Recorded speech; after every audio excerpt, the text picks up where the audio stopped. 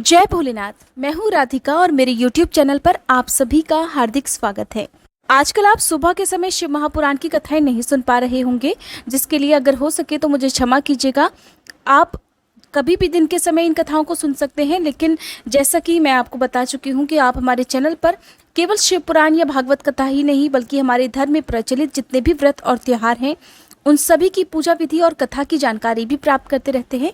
तो कई बार कुछ ऐसे विशेष त्योहार हैं जिनकी वीडियो हमें सुबह के समय डालनी होती है, तो ऐसे में यदि आपको सुबह के समय ही इन कथाओं को सुनना है तो आप एक दिन बाद में भी इन कथाओं को सुबह के समय सुन सकते हैं। जैसा कि मैंने आपसे प्रॉमिस किया था कि मैं आपको शिव महापुराण कथा कंप्लीट सुनाऊंगी, तो ये प्रॉमिस मैं निभाऊंगी, लेकिन दिन में किसी भी समय आपको ये कथाएं मिल सकती हैं। बस इतना सा सहयोग आप जरूर करिएगा। आइए सुनते हैं आज की कथा। सनत कुमार जी कहते हैं, महर्षि, जब शंखचूर्ण ने तप करके वर प्राप्त कर लिया और वह विवाहित होकर अपने घर लौट आया, तब दानवों और दैत्यों को बड़ी प्रसन्नता हुई।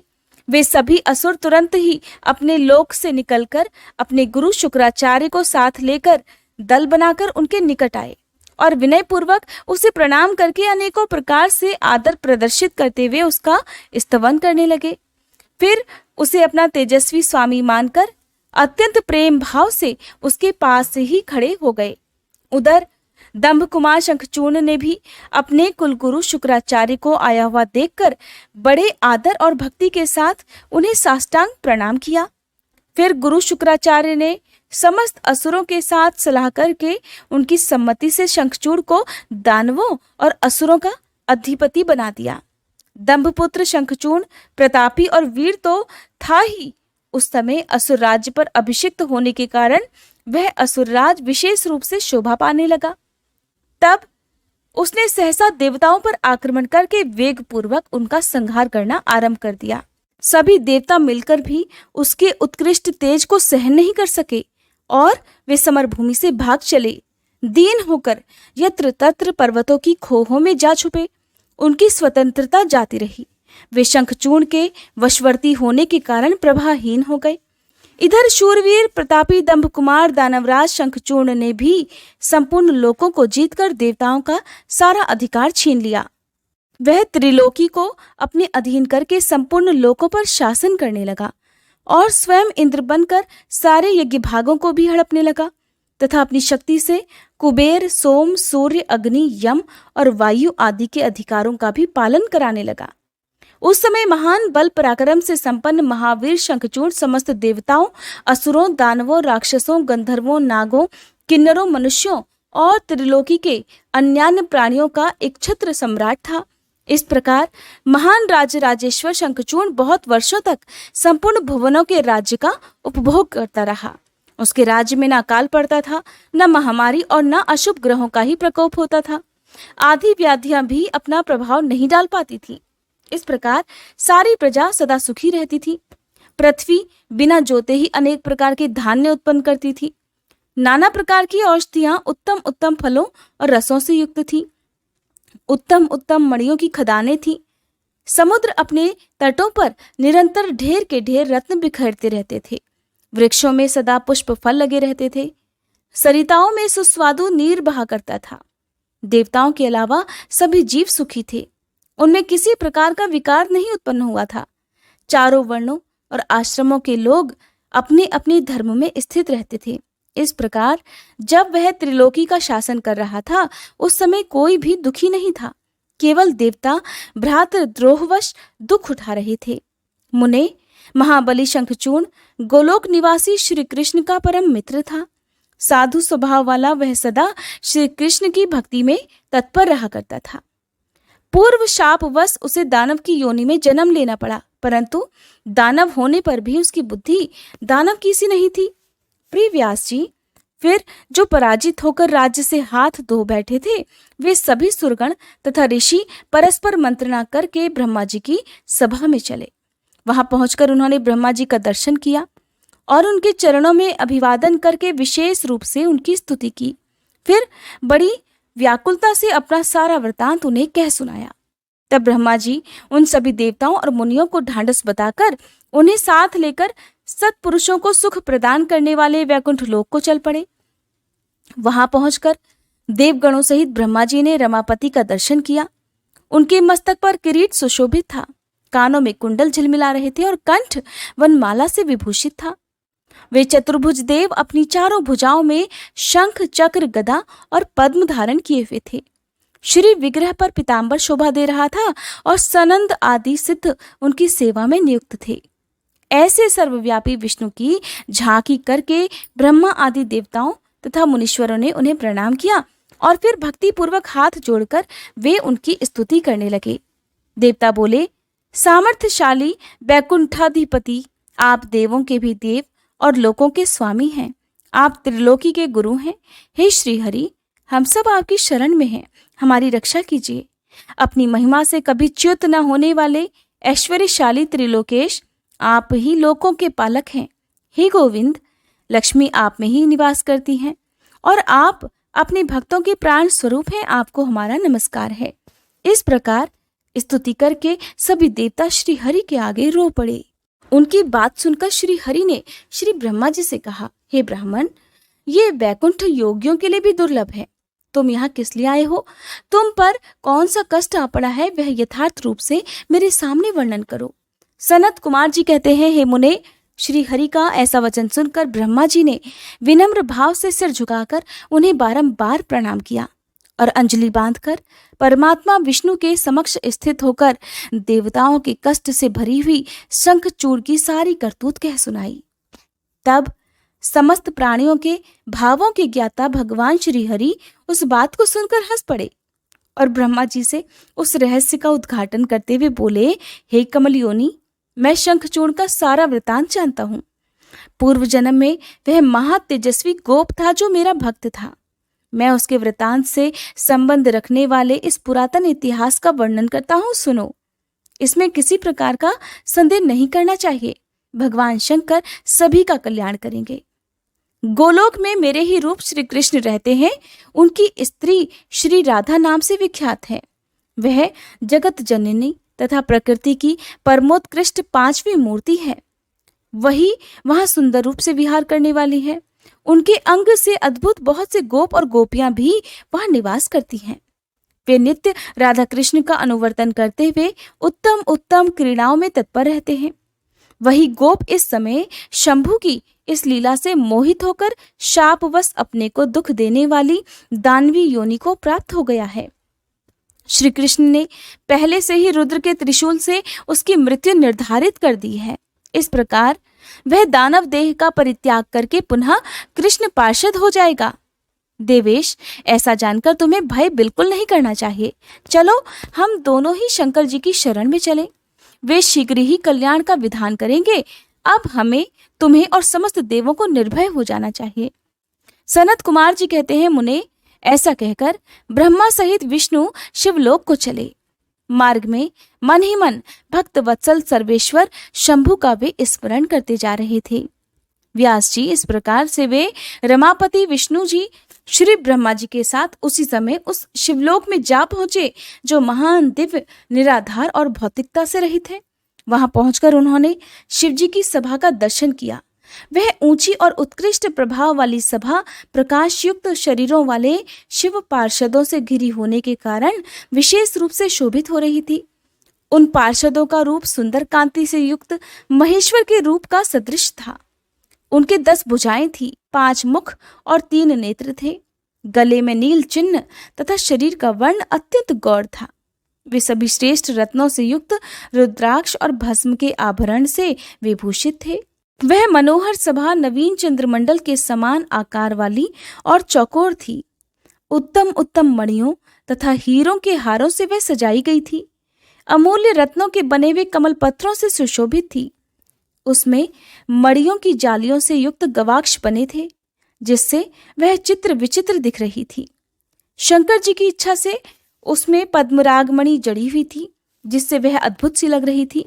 वह स्यमंतक मणि की बनी हुई सैकड़ों सीढ़ियों से युक्त थी। उसमें चारों ओर इंद्रनील मणि के खंभे लगे हुए थे, जिन पर स्वर्ण सूत्र से ग्रथित चंदन के सुंदर पल्लव लटक रहे थे, जिससे वे मन को मोह ले रही थी। वह भली भांति संस्कृत तथा सुगंधित वायु से सुवासित थी। 1,000 योजन विस्तार वाली वह सभा बहुत से किंकरों से खचाखच भरी थी। उसके मध्य भाग में अमूल्य रत्नों द्वारा निर्मित एक विचित्र सिंहासन था। उसी पर उमा सहित शंकर जी विराजमान थे। उन्हें सुरेश्वर विष्णु ने देखा। वे तारकाओं से घिरे हुए चंद्रमा के समान लग रहे थे। वे किरीट, कुंडल और रत्नों की मालाओं से विभूषित थे। उनके सारे अंग में भस्म रमाई हुई थी और वे लीला कमल धारण किए हुए थे। महान उल्लास से भरे हुए उमाकांत का मन शांत और प्रसन्न था। देवी पार्वती ने उन्हें सुवासित तांबूल प्रदान किया था, जिसे वे चबा रहे थे। शिवगण हाथ में श्वेत चमर लेकर परम भक्ति के साथ उनकी सेवा कर रहे थे और सिद्ध भक्तिवश सिर झुकाकर उनके स्तवन में लगे हुए थे। वे गुणातीत, परेशान, त्रिदेवों के जनक, सर्वव्यापी, निर्विकल्प, निराकार, स्वेच्छानुसार साकार, कल्याण स्वरूप, माया रहित, अजन्मा, आद्य, माया के अधीश्वर, प्रकृति और पुरुष से भी परे, सर्वसमर्थ, परिपूर्णतम और समता युक्त हैं। ऐसे विशिष्ट गुणों से युक्त शिव जी को देखकर ब्रह्मा जी और विष्णु जी ने हाथ जोड़कर उन्हें प्रणाम किया और फिर वे उनकी स्तुति करने लगे। विचित्र प्रकार से स्तुति करके अंत में वे बोले, हे भगवान, आप दीनों और अनाथों के सहायक, दीनों के प्रतिपालक, दीन बंधु, त्रिलोकी के अधीश्वर और शरणागत वत्सल हैं। हे गौरीश, हमारा उद्धार कीजिए। हे परमेश्वर, हम पर कृपा कीजिए। नाथ, हम आपके ही अधीन हैं। अब आपकी जैसी इच्छा हो वैसा कीजिए। सनत कुमार जी कहते हैं, मुने, फिर जो अत्यंत दीनता को प्राप्त हो गए थे, उन ब्रह्मा जी और विष्णु जी का वचन सुनकर शिव जी मुस्कुराए और मेघ गर्जना के समान गंभीर वाणी में बोले, हे हरे, हे ब्राह्मण, तुम लोग शंखचूर्ण द्वारा उत्पन्न हुए भय को सर्वथा त्याग दो। निसंदेह तुम्हारा कल्याण होगा। मैं शंखचूर्ण का सारा वृतांत यथार्थ रूप से जानता हूँ। वह पूर्व जन्म में एक गोप था जो ऐश्वर्यशाली भगवान श्री कृष्ण का भक्त था। अब तुम सभी प्रेम पूर्वक मेरी बात सुनो। देवों को आनंदित करने के लिए शीघ्र ही कैलाशवासी रुद्र के समीप जाओ। वह रुद्र रूप मेरा ही उत्तम पूर्ण रूप है। मैं ही देव कार्य की सिद्धि के हेतु पृथक स्वरूप धारण करके वहां प्रकट हुआ हूँ। मेरा वह रूप ऐश्वर्यशाली और परिपूर्णतम है। हे हरे, इसीलिए मैं भक्तों के वशीभूत होकर कैलाश पर्वत पर सदा निवास करता हूँ। फिर कैलाश पर पहुंचकर देवताओं ने भगवान रुद्र की स्तुति की और अंत में कहा, हे महेशान, आप तो कृपा के आकार हैं। दीनों का उद्धार करना तो आपका बाना ही है। हे प्रभु, दानवराज शंखचूर्ण का वध करके इंद्र को उसके भय से मुक्त कीजिए और देवों को इस विपत्ति से उबार लीजिए। तब भक्त वत्सल शंभु देवताओं की इस प्रार्थना को सुनकर हंसे और मेघ गर्जन की सी गंभीर वाणी में बोले, हे हरे, हे ब्राह्मण, हे देवगण, तुम लोग अपने अपने स्थानों को लौट जाओ। मैं निश्चय ही सैनिकों सहित शंखचूर्ण का वध कर डालूंगा, इसमें तनिक भी संशय नहीं है। सनत कुमार जी कहते हैं, व्यास जी महेश्वर के उस अमृत श्रावी वचन को सुनकर संपूर्ण देवताओं को परम आनंद प्राप्त हुआ। उस समय उन्होंने समझ लिया कि अब दानव शंखचूर्ण मरा हुआ ही है। तब महेश्वर के चरणों में प्रणाम करके विष्णु जी वैकुंठ को और ब्रह्मा जी सत्यलोक को चले गए तथा संपूर्ण देवता भी अपने अपने स्थान को चले गए। इधर उन महारुद्र ने, जो परमेश्वर दुष्टों के लिए काल रूप और सत्पुरुषों की गति है, देवताओं की इच्छा से अपने मन में शंखचूर्ण के वध का निश्चय किया। तब उन्होंने प्रसन्नता पूर्वक अपने प्रेमी गंधर्वराज चित्ररथ को दूत बनाकर शीघ्र ही शंखचूर्ण के पास भेजा।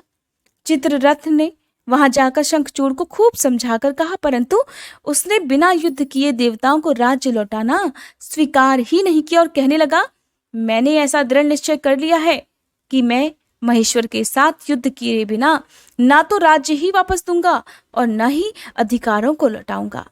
तू कल्याणकर्ता रुद्र के पास लौट जा और मेरी कही हुई बात यथार्थ रूप से उनसे कह दे। वे जैसा उचित समझेंगे वैसा करेंगे, तू व्यर्थ बकवास मत कर। सनत कुमार जी कहते हैं, हे मुनिश्रेष्ठ, ऐसा कहे जाने पर वह शिवदूत अर्थात चित्ररथ अपने स्वामी महेश्वर के पास लौट गया और उसने सारी बातें ठीक ठीक कह दी। तब उस दूत के वचनों को सुनकर देवताओं के स्वामी भगवान शंकर को क्रोध आ गया। उन्होंने अपने वीरभद्र आदि गणों से कहा, हे वीरभद्र, हे नंदन क्षेत्रपाल, आठों भैरव, मैं आज शीघ्र ही शंखचूर्ण का वध करने के निमित्त चलता हूँ, अतः मेरी आज्ञा से मेरे सभी बलशाली गण आयुधों से सुसज्जित होकर तैयार हो जाएं और अभी अभी कुमारों अर्थात स्वामी कार्तिक और गणेश जी के साथ रण यात्रा करें। भद्रकाली भी अपनी सेनाओं के साथ युद्ध के लिए प्रस्थान करें। सनत कुमार जी कहते हैं, मुने ऐसी आज्ञा देकर शिवजी अपनी सेना के साथ चल पड़े। फिर तो सभी वीरगण हर्षमगन होकर उनके पीछे पीछे चलने लगे। इसी समय संपूर्ण सेनाओं के अध्यक्ष स्कंद और गणेश जी भी हर्ष से भरे हुए कवच धारण करके सशस्त्र शिवजी के निकट आ पहुंचे। फिर वीरभद्र, नंदी, महाकाल, सुभद्रक, विशालाक्ष, बाण, पिंगलाक्ष, विकंपन, विरूप, विकृति, मणिभद्र, ताम्रलोचन, कुटीचर, दुर्जय तथा दुर्गम आदि गणनायक जो भी प्रधान सेनापति थे, शिवजी के साथ चल दिए। उनके गणों की संख्या करोड़ों करोड़ थी। 8 भैरव, 11 भयंकर रुद्र, 8 वसु, इंद्र, 12 आदित्य, अग्नि, चंद्रमा, विश्वकर्मा, दोनों अश्विनी कुमार, कुबेर, यम, नैऋति, वायु, वरुण, बुध, मंगल तथा अन्य ग्रह, पराक्रमी कामदेव, उग्रदंड, कोरट तथा कोटब आदि ने भी शीघ्र ही महेश्वर का अनुगमन किया।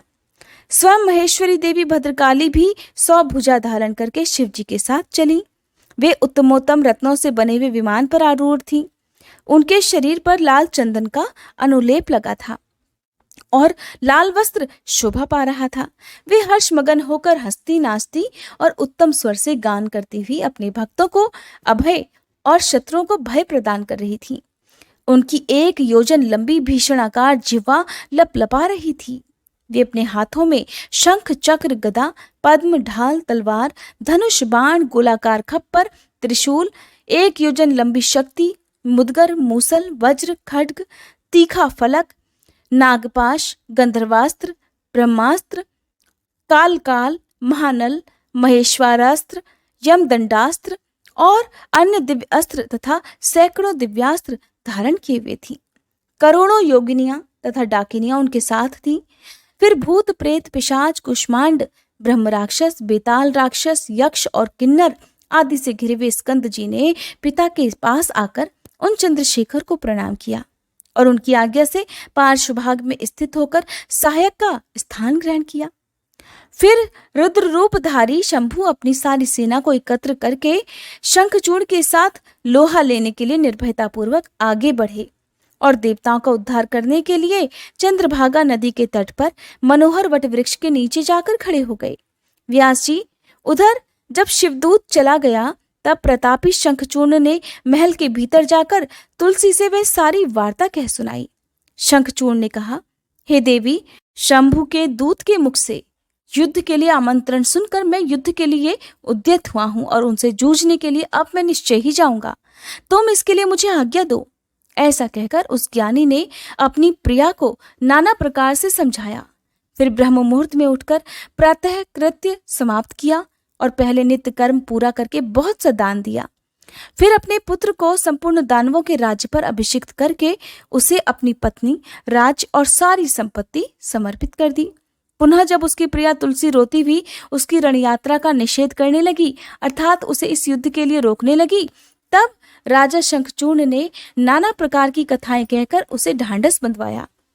फिर उस समादूत दानवराज ने कवच धारण करके युद्ध करने के लिए तैयार होकर अपने वीर सेनापति को बुलाकर उसे आदेश देते हुए कहा, सेनापते, मेरे सभी वीर जो संपूर्ण कार्यों में कुशल और समर में शोभा पाने वाले हैं, आज कवच धारण करके युद्ध के लिए प्रस्थान करें।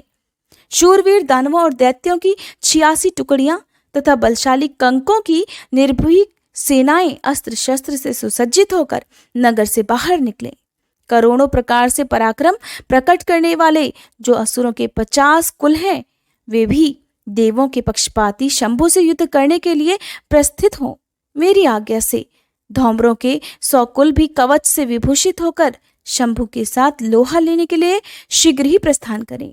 कालकेयों, मौर्यों, दहर्दों तथा कालकों को भी मेरी ये आज्ञा सुना दो कि वे रुद्र के साथ युद्ध करने के लिए रण सामग्री से सुसज्जित होकर चले। सनत कुमार जी कहते हैं, हे मुने, सेनापति को ऐसा आदेश देकर असुरों का राजा महाबली दानवेंद्र शंखचूड़ सहस्त्रों प्रकार की बहुत बड़ी सेनाओं से घिरा हुआ नगर से बाहर निकला। उसका सेनापति भी युद्ध शास्त्र में निपुण, महारथी, महान शूरवीर और रणभूमि में रथियों में अग्रगण्य था। इस प्रकार युद्ध स्थल में वीरों को भयभीत कर देने वाला वह दानवराज 3 लाख अक्षौहिणी सेनाओं पर शासन करता हुआ शिविर से बाहर निकला और उत्तमोत्तम रत्नों द्वारा निर्मित विमान पर विराजमान होकर गुरुजनों को आगे करके युद्ध के लिए चल पड़ा। आगे बढ़ने पर वह पुष्पभद्रा नदी के तट पर सिद्ध आश्रम में जा पहुंचा। वहां एक मनोहर वटवृक्ष विराजमान था। वह सिद्ध क्षेत्र सिद्धों को उत्तम सिद्धि प्रदान करने वाला था। पुण्य क्षेत्र भारत में वह कपिल का तपह स्थान कहलाता था। वह भूभाग पश्चिम समुद्र से पूर्व, मलय पर्वत से पश्चिम, श्रीशैल से उत्तर और गंधमादन से दक्षिण था। उसकी चौड़ाई 5 योजन और लंबाई 500 योजन थी। भारत के उस भूभाग में उत्तम पुण्य प्रदान करने वाली तथा शुद्ध स्फटिक के समान स्वच्छ जल से परिपूर्ण पुष्पभद्रा और सरस्वती नाम की 2 रमणीय नदियां बहती हैं। सदा सौभाग्य से संयुक्त रहने वाली लवण सागर की प्रिया भार्या पुष्पभद्रा सरस्वती के साथ हिमालय से निकली हैं और गोमंत पर्वत को बाएं करके पश्चिम समुद्र में जा मिली है। वहां पहुंचकर शंखचूड़ ने शिवजी की सेना को देखा। मुने, उसने पहले शिवजी के पास एक दानवेश्वर को दूत के रूप में भेजा। उसने शिवजी से युद्ध न करने के लिए कहा और शिवजी ने उसे देवताओं का राज्य लौटा देने की बात कही। अंत में महेश्वर ने कहा, हे दूत, हम किसी का भी पक्ष नहीं लेते, क्योंकि हम तो कभी स्वतंत्र रहते ही नहीं, सदा भक्तों के ही अधीन रहते हैं और उनकी इच्छा से ही उन्हीं का कार्य करते रहते हैं।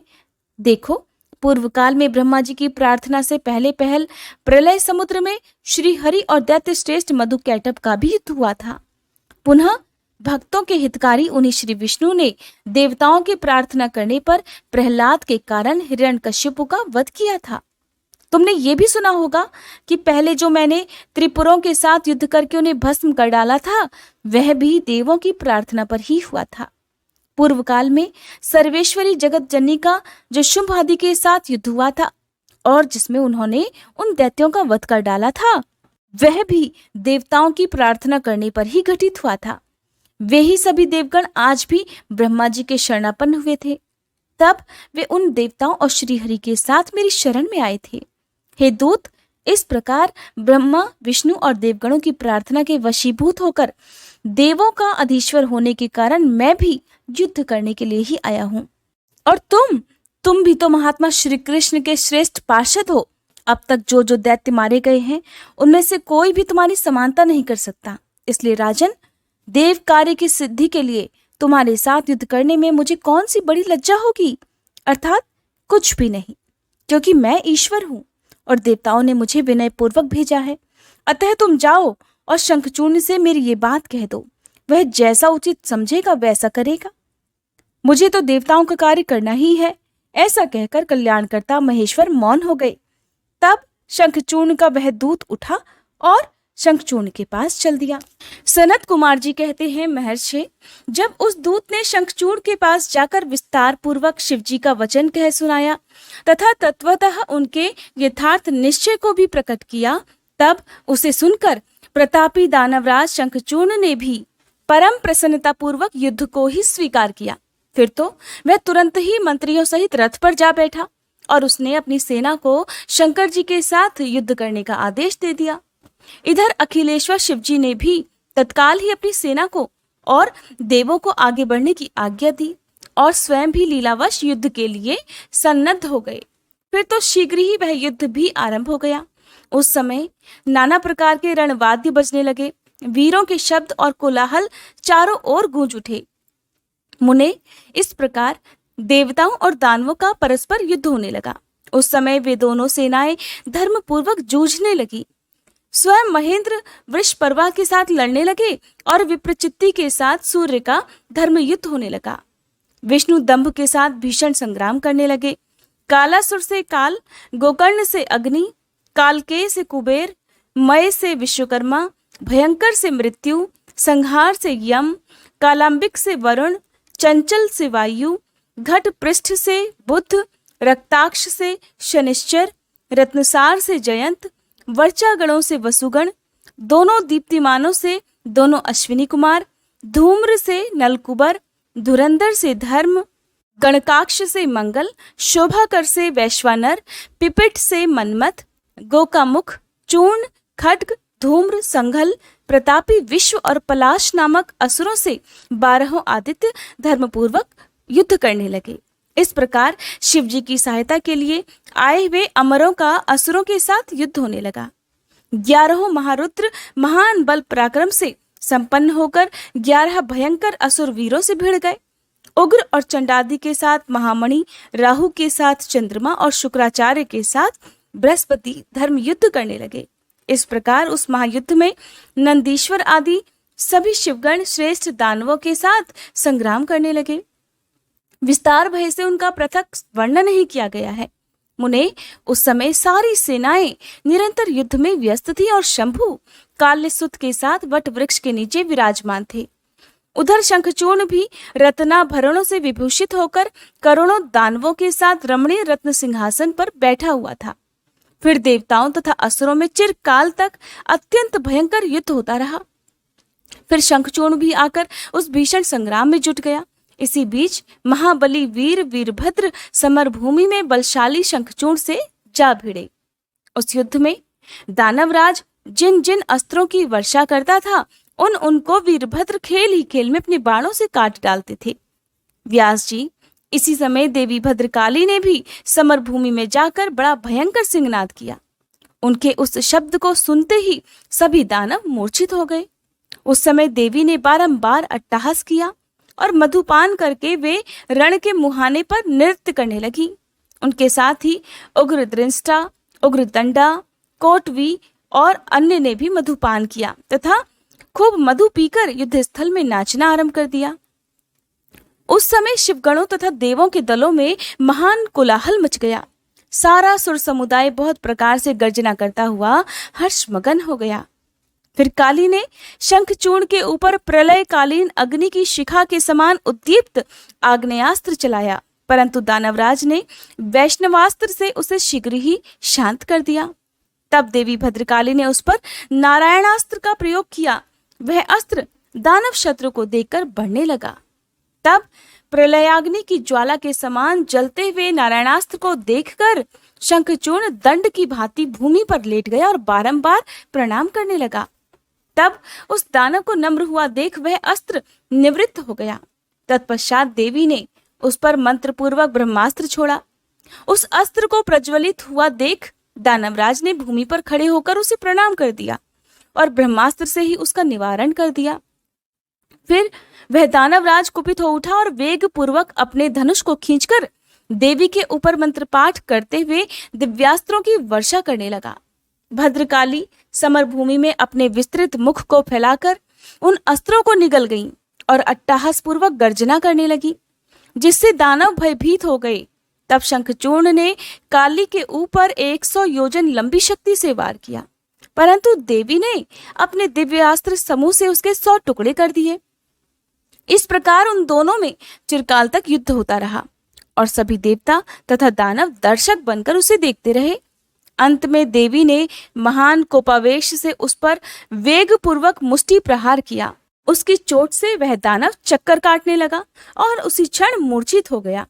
फिर क्षण भर में ही उसकी चेतना लौट आई और वह उठ खड़ा हुआ, परंतु उस प्रतापी ने मात्र बुद्धि होने के कारण देवी के साथ बाहुयुद्ध नहीं किया।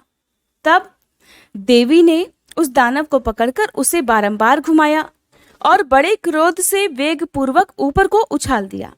प्रतापी शंखचूर्ण वेग से ऊपर को उछला और पृथ्वी पर गिरकर पुनः उठ खड़ा हुआ। उस भयानक युद्ध में उसे बिल्कुल भी डर नहीं लग रहा था, बल्कि उसका मन प्रसन्न था। फिर वह भद्रकाली को प्रणाम करके बहुमूल्य रत्नों द्वारा निर्मित अपने परम मनोहर विमान पर जा बैठा। इधर कालिका भूख से विह्वल होकर दानवों का रक्तपान करने लगी। इसी समय वहां पर इस प्रकार आकाशवाणी हुई, ईश्वरी, अभी रणभूमि में सिंहनाद करने वाले 1.5 लाख दानवेंद्र और बचे हैं। ये बड़े उद्धत हैं, अतः तुम इन्हें अपना आहार बना लो। परंतु देवी, संग्राम में दानवराज शंखचूर्ण को मारने के लिए मन मत दौड़ाओ, क्योंकि ये तुम्हारे लिए अवध्य है, ऐसा निश्चय समझो। आकाशवाणी द्वारा कहे हुए वचन को सुनकर देवी भद्रकाली ने बहुत से दानवों का मांस भक्षण करके उनका रक्तपान किया और फिर वे शिवजी के निकट चली गईं। वहां उन्होंने पूर्वापर के क्रम से सारा युद्ध वृतांत कह सुनाया। व्यास जी ने पूछा, हे बुद्धिवान सनत कुमार जी, काली का वह कथन सुनकर महेश्वर ने उस समय क्या कहा और कौन सा कार्य किया, उसे भी आप वर्णन करने की कृपा करें, क्योंकि मेरे मन में उसे सुनने की तीव्र इच्छा जाग उठी है। सनत कुमार जी कहते हैं, मुने, शंभु तो जीवों के कल्याण करता परमेश्वर और बड़े लीला विहारी हैं। वे काली द्वारा कहे हुए वचन को सुनकर उन्हें आश्वासन देते हुए हंसने लगे। फिर वे खुद ही अपने गणों को साथ लेकर युद्ध भूमि की ओर चले। उस समय वे महावृषभ नंदीश्वर पर सवार थे और उन्हीं के समान पराक्रमी वीरभद्र, भैरव और क्षेत्रपाल आदि उनके साथ थे। रणभूमि में पहुंचकर महेश्वर ने वीर रूप धारण कर लिया। उस समय उन रुद्र की बड़ी शोभा हो रही थी और वे मूर्तिमान काल से दिख रहे थे। जब शंखचूर्ण की दृष्टि शिवजी पर पड़ी, तब वह विमान से उतर पड़ा और परम भक्ति के साथ दंड की तरह पृथ्वी पर लौटकर उसने सिर के बल उन्हें प्रणाम किया। इस प्रकार नमस्कार करने के बाद वह तुरंत ही अपने विमान पर जा बैठा और कवच धारण करके उसने धनुष बाण उठा लिया। फिर तो दोनों ओर से बाणों की झड़ी लग गई। यो व्यर्थ ही बाण वर्षा करने वाले शिव और शंखचूर्ण का वह उग्र युद्ध सैकड़ों वर्षों तक चलता रहा।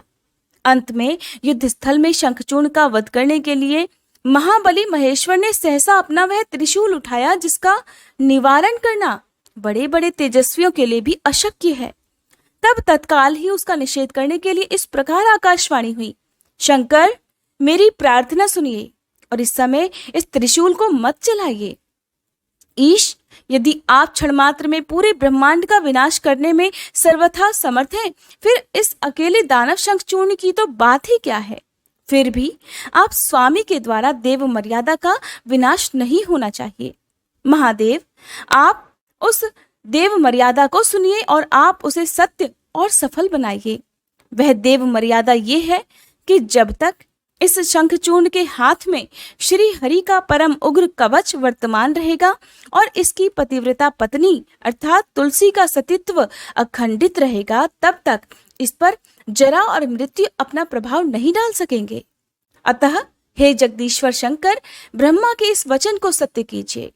तब शिवजी ने उस आकाशवाणी को सुनकर तथास्तु कहकर उसे स्वीकार कर लिया और विष्णु जी को उस कार्य के लिए प्रेरित किया। फिर तो शिवजी की इच्छा से विष्णु जी वहां से चल पड़े। वे तो मायावियों में भी श्रेष्ठ मायावी ठहरे।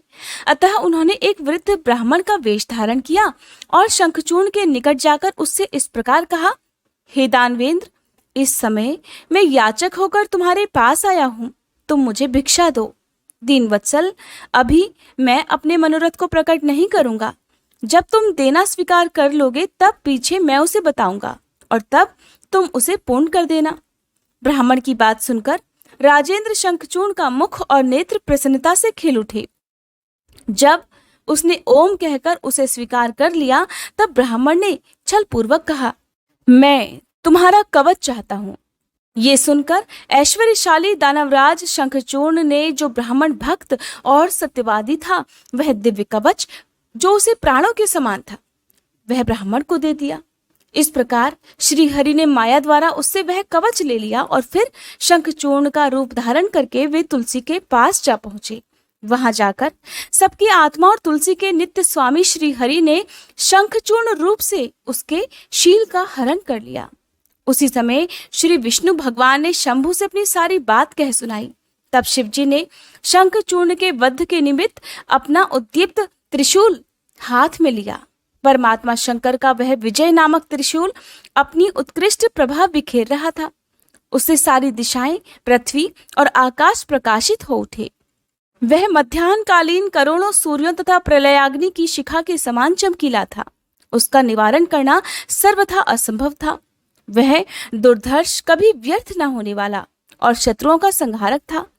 वह तेजों का अत्यंत उग्र समूह, संपूर्ण शास्त्रास्त्रों का सहायक, भयंकर और सारे देवताओं तथा असुरों के लिए दुस्सह था। वह एक ही स्थान पर ऐसा दमक रहा था मानो लीला का सहारा लेकर संपूर्ण ब्रह्मांड का संहार करने के लिए उद्यत हो। उसकी लंबाई 1000 धनुष और चौड़ाई 100 हाथ थी। उस जीव ब्रह्म स्वरूप शूल का किसी के द्वारा निर्माण नहीं हुआ था। उसका रूप नित्य था। आकाश में चक्कर काटता हुआ वह त्रिशूल शिवजी की आज्ञा से शंख चूर्ण के ऊपर गिरा और उसने उसी क्षण उसे राख की ढेरी बना दिया। हे विप्र, महेश्वर का वह शूल मन के समान वेगशाली था। वह मन की गति से चलने वाला था। वह शीघ्र ही अपना कार्य पूर्ण करके शंकर जी के पास आ पहुंचा और फिर आकाश मार्ग से चला गया। उस समय स्वर्ग में दुंदुभियां बजने लगी, गंधर्व और किन्नर गान करने लगे, देवों तथा मुनियों ने स्तुति गान करना आरंभ कर दिया और अप्सराएं नृत्य करने लगी।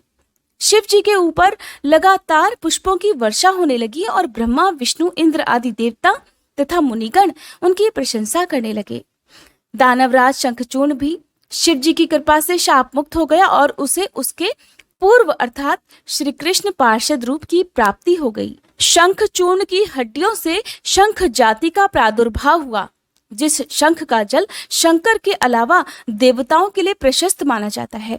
यही कारण है कि कभी भी भगवान शिव का या शिवलिंग का अभिषेक शंख से नहीं किया जाता।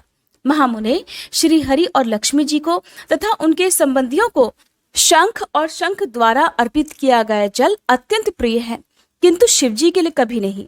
इस प्रकार शंखचूर्ण को मारकर शंकर, उमा, स्कंद और गणों के साथ प्रसन्नता पूर्वक नंदीश्वर पर सवार होकर शिवलोक को चले गए। भगवान विष्णु ने वैकुंठ लोक के लिए प्रस्थान किया और देवगण परमानंद मगन होकर अपने अपने लोक को चले गए। उस समय जगत में चारों ओर परम शांति छा गई। सबको निर्विघ्न रूप से सुख मिलने लगा। आकाश निर्मल हो गया और सारी पृथ्वी पर उत्तम उत्तम मंगल कार्य होने लगे। मुने, इस प्रकार मैंने तुमसे महेश के जिस चरित्र का वर्णन किया है वह परम आनंददायक, सर्व दुखारी, लक्ष्मीप्रद और सभी कामनाओं को पूर्ण करने वाला है। जय भोलेनाथ। आज का अध्याय समाप्त हुआ।